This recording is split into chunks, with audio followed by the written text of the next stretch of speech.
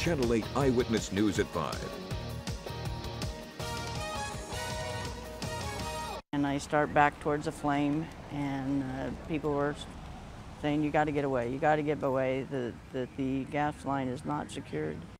New details and yesterday's massive house explosion in Lincoln. Good evening, everyone. Thank you for joining us. We know more about what caused the explosion that left 2 people severely injured. Some living near the blast had to leave their homes. Channel 8 Eyewitness News reporter Nicole Cousins and Abigail Wood bring us team coverage from the scene in tonight's top story.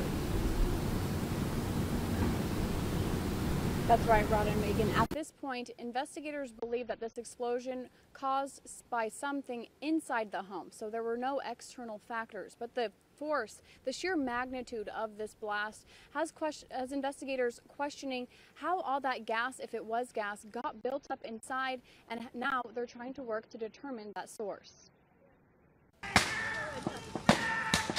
It's a sight like no other. I've been doing this 32 years, and this is the worst gas explosion that I've ever seen. This is what's left of this home in the Edenton North neighborhood, reduced to rubble in an apparent gas-related explosion Monday afternoon. Fire investigators have ruled out the possibility of an external gas leak from something like digging, and are now working to find out how something of this magnitude happened inside the home. Devastated this house, and so it's going to be kind of tough to reconstruct and put it back together. The blast spewing wreckage for blocks. Fire investigators saying gas inside the home could have been building up for hours before exploding. Witnesses recounting the moment when the homeowners, Jim and Jeanne Jossa, were thrown from the scene. They're now in critical, life-threatening condition at CHI St. Elizabeth. The enormous amount of energy that was released during this incident and how widespread it is, as you look at the map and you can see how far reaching that damage is. Lincoln police also taking part in the investigation as firearms and hundreds of rounds of ammunition were discharged from the heat.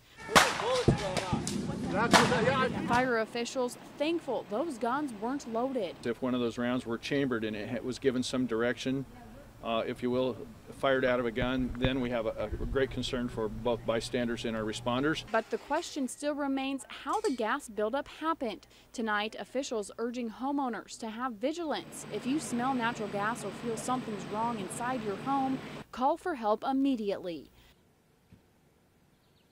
Another thing officials are thankful for tonight is the timing of that incident that happened yesterday. Maxey Elementary is just up the road here, and had children been walking home from school, there could have been more mass casualties. Now, of course, this area is still barricaded off tonight as officials continue to investigate, and that's also because there is damage and debris all over